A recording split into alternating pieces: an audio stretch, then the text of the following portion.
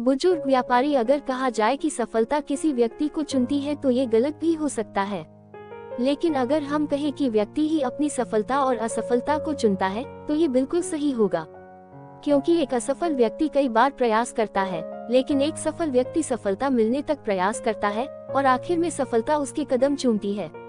आज एक ऐसी स्टोरी बताने जा रही हूँ जिससे अगर आप बिजनेस में नए हो तब भी आपको बिजनेस की काफी हद तक समझ आ जाएगी। ये कहानी नेटवर्क मार्केटिंग बिजनेस और अन्य बिजनेस या फिर कहे कि हर जगह काम आने वाली कहानी है। ये कहानी हमें बताएगी कि नकारात्मकता में भी सकारात्मक नजरिया कैसे रखते। एक बुजुर्ग व्यापारी था जिसके 2 बेटे थे और उन दोनों की शादी हो चुकी थी और उन दोनों लड़कों के बच्चे थे। उस बुजुर्ग व्यापारी की मार्केट में मिठाई की बहुत बड़ी दुकान थी। उसी दुकान पर उसके दोनों बेटे भी काम करते थे, जो अपने पिता की मिठाई की दुकान चलाने में मदद करते थे। उनकी दुकान पूरे मार्केट में सबसे अच्छी चलती थी। उस बुजुर्ग व्यक्ति को पूरा शहर जानता था और उसकी बहुत इज्जत करते थे। एक समय की बात है जब दिवाली का समय था। उस समय उनकी मिठाई की दुकान पर बहुत भीड़ रहती थी क्योंकि सीजन था। उनकी दुकान पर एक व्यक्ति आता है और उनसे मिठाई खरीदता लेता है और जाने लगता है। तो वह बुजुर्ग व्यक्ति उस व्यक्ति से कहता है, साहब मिठाई के 500 रुपए तो दे दीजिए। व्यक्ति, पैसे दे तो दिए, और कितने पैसे चाहिए? बुजुर्ग व्यक्ति, साहब अभी आपने पैसे नहीं दिए। व्यक्ति, अरे बूढ़े पागल हो गया है क्या, तुझे पैसे दे तो दिए। और उनकी बहस होने लगती है और इतने में उस व्यक्ति को गुस्सा आ जाता है और वह उस बुजुर्ग व्यक्ति में एक थप्पड़ मार देता है। फिर वहां पर बहुत भीड़ लग जाती तो वहां लोग उस मामले को रफा दफा कर देते हैं। बुजुर्ग व्यक्ति के दोनों बेटे अपने पिता को संभालते हैं, फिर अन्य ग्राहकों को सामान देने लगते हैं। धीरे धीरे रात हो जाती है और दोनों लड़के घर निकल जाते हैं और बुजुर्ग व्यक्ति थोड़ी देर और रुकता है। काफी समय निकलने के बाद जब बुजुर्ग व्यक्ति अपने घर नहीं आता तो दोनों लड़कों को चिंता होने लगती है कि आज जो कुछ भी हुआ अच्छा नहीं हुआ, कहीं बाबूजी कुछ गलत काम न कर ले, इसलिए वह उन्हें ढूंढने के लिए निकल ही रहे थे। इतने में वह बुजुर्ग व्यक्ति आ जाता है।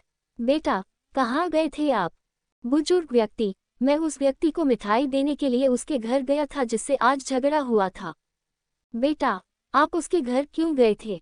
बुजुर्ग व्यक्ति, आज मैं तुम्हें बताता हूँ कि बिजनेस कैसे किया जाता है। बेटा, मतलब? बुजुर्ग व्यक्ति, जो होना था वो तो हो ही गया। फिर मैं उसके घर गया और मैंने उससे बोला कि सर मेरी गलती थी, जब मैंने हिसाब मिलाया तो सब बराबर निकला। फिर मैंने उसे मिठाई दी और मैं वापस आ गया। बेटा, एक तो उसने मिठाई के पैसे भी नहीं दिए और आप उससे घर जाकर माफी मांगकर आ रहे हैं। बुजुर्ग व्यक्ति, तुमने बिजनेस करना तो सीखा ही नहीं। अगर आज मैं उसके घर नहीं जाता तो वह दूसरी जगह से मिठाई खरीदता और पूरे मार्केट में हमारी बुराई करता, जिससे हमारी दुकान की वैल्यू गिरती। लेकिन अब वह हमारी बुराई नहीं करेगा और हमारे पास से ही मिठाई खरीदेगा। बेटा, लेकिन हमारा जो नुकसान हुआ उसका क्या? बुजुर्ग व्यक्ति, उसको जो करना था उसने किया, लेकिन अब धीरे धीरे उससे पैसा कैसे निकालना है ये तो मुझे पता है। अब वो आएगा तो हमारे ही पास। इसे कहते हैं व्यापारी। चाहे कितनी ही बड़ी समस्या क्यों ना खड़ी हो जाए, लेकिन एक व्यापारी हमेशा अपना फायदा ही देखता है। सीख, सबसे ज्यादा जो अहम है उसके बारे में सोचना चाहिए। हमें अपनी सोच को सकारात्मक रखना चाहिए। जिस तरह उस बुजुर्ग व्यक्ति में नकारात्मकता में भी सकारात्मक विचार रखा, उसी तरह हमें भी हर परिस्थिति में सकारात्मक नजरिया रखना चाहिए। अगर आप नेटवर्क मार्केटिंग बिजनेस करते हैं या किसी और चीज़ के बिजनेस में हैं तो सबसे पहले तो आपको ये सीखना चाहिए कि बिजनेस करते कैसे हैं, जो कि इस कहानी में बताया गया है। परिस्थिति कैसी भी हो, हमें अपने ग्राहक से अपना व्यवहार खराब नहीं करना चाहिए, क्योंकि कौन सा पेड़ कितनी गहराई रखता है ये हमें पता नहीं होता। इसलिए अपने ग्राहक के साथ अच्छा व्यवहार होना चाहिए। बिजनेस करने के लिए आपको सबसे ज़्यादा जरूरी है लोक व्यवहार। उसमें आपको महारत हासिल करनी होगी ताकि आपका बिजनेस किसी भी परिस्थिति में बंद ना हो।